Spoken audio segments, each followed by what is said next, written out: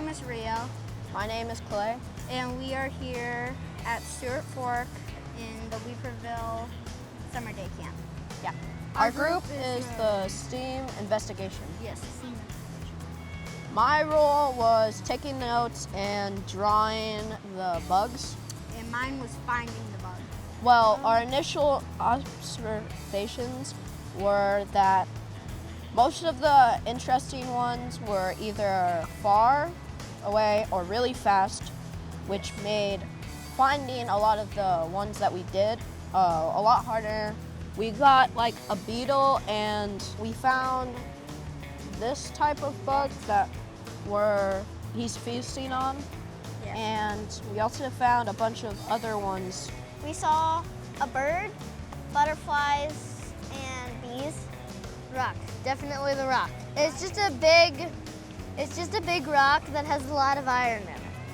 Temperature observations. The river is cold. Trees actually cause rivers to be colder because suns and rocks, aka irradiance, causes the water to become warmer because rocks can reflect the sun to make the water warmer, and trees can block suns from becoming warmer. We learned this information from resource gathering and Todd. The most interesting thing that we found out, probably how fish breathe. Okay, so fish breathe through dissolved oxygen in the water, which is caused by turbulence from waterfalls. So the gills open and close, which is practically like you taking a breath in and out.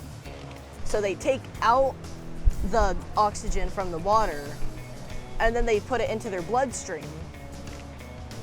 Now, I'm not too sure how they breathe out. The most coolest thing that we found was a fish named Gerald. Gerald is a steelhead, a baby steelhead, that Emmett caught. I pretty much found it all interesting because it was really fun to learn about the water temperature and about dissolved oxygen and about the fish's gills and everything.